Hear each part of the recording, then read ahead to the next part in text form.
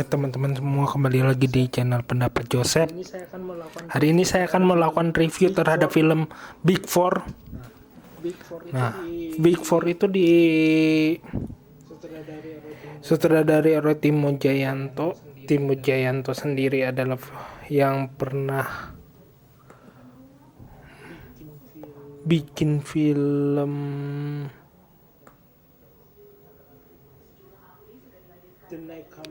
The Night Comes for Us, Sebelum Iblis Menjemput 1, Sebelum Iblis Menjemput 2. Jadi kesan membangun film yang misalnya banyak adegan fisik, berdarah. Kesan trailernya pun juga sudah punya background. Nah tapi kesannya ini film Big Four memang film laga komedi. Jadi ada sisi komedinya yang akan dibangun dalam sebuah film. Nah, apakah itu sebuah hal yang menarik? Ya justru itu film yang menarik. Kan karena di film ada 4 gender film yang sangat laku di Indonesia.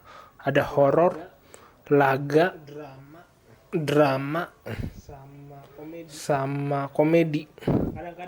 Nah kadang-kadang dari 4 itu bisa yang lebih unggul itu komedi, ada yang horor, ada yang laga. Tetapi tahun 2022 yang dibilang kebangkitan film Indonesia setelah pandemi, kesan film horor dan film komedi itu lebih di atas dibandingin film aksi. Ini alasannya apa? Alasannya misalnya kalau dibilang semi horor tentang sedikit aksi, Raden Saleh memang tidak bisa mengalahkan Pengabdi Setan ataupun KKN di Desa Penari. Ya seperti itu sih kalau pendapat saya. Nah, kenapa film ini juga layak ditonton buat penikmat Netflix ya? Untuk film yang ditonton di hari raya Natal atau liburan yang sesingkat ini, dari cukup singkat, dimana anak-anak libur tapi orang tua nggak banyak libur, pekerjaan juga tidak banyak libur. Jadi film ini cocok untuk ditonton bersama keluarga. Bisa ditonton kapan aja, bisa di pause play. Jadi sebuah hal yang menarik. Kita bahas dan ceritanya sih hampir sama kayak Big Four, tentang orang tua angkat, orang tua yang mempunyai kesan terhadap seorang dalam sisi keempat anak angkat itu, dan ingin membalas dendam kematiannya karena dibunuh sama tokoh yang juga dianggap anak. Itu Big Four. Walaupun kesan balas dendam dan kesan kemampuan anak-anak angkat itu ditutupi oleh anak kandungnya yang diperankan Putri Marino, yang dalam film itu dikesankan sebagai poluan yang cukup punya integritas dalam kepolisian itu sendiri. Ya permainan ceritanya juga sangat cukup bagus, walaupun ya ada tarik ulur antara cerita yang dibangun, aksinya harus dapet, ceritanya jangan bertele-tele, dan harus ada komedinya. Memang harus ada beberapa tolerir terhadap yang aktor yang menampilkan karakternya itu ada yang mungkin kurang menarik atau kurang gregetnya. Misalnya kalau Anda menonton polisinya harus punya karakter menyelidik, ini nggak dapat sama sekali.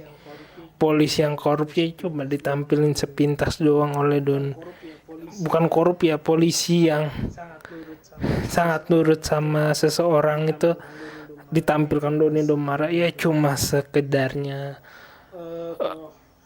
toh sosok kriminal yang punya kekuatan untuk menekan kepolisian. Marsha Timothy cuma tampil sekedarnya. Ya, ada beberapa karakter yang sekedarnya mungkin mengecewakan, tapi kita harus menerimanya sebagai filmnya. Memang tidak mengejar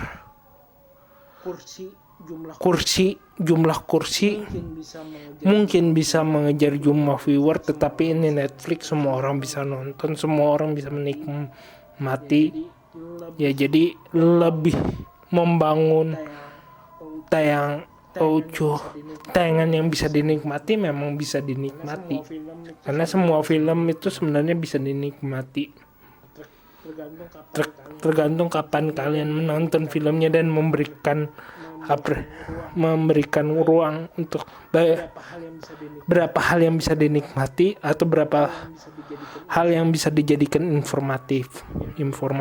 Ya, jadi film ini menurutku komedinya dapat pada saat kesan laganya atau kesan membangun ceritanya sangat dapat di sisi komedi, walaupun di laganya kurang menggigit, dramanya sedikit cukup menggigit, tapi tidak nggak sedapat tinjuan terhadap komedinya. Ya, overall ya nikmatin saja film itu. Mungkin cukup sekian dari saya.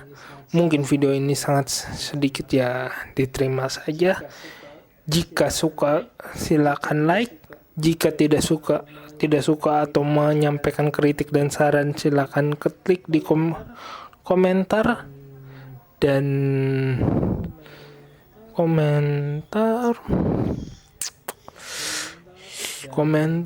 dan jika mau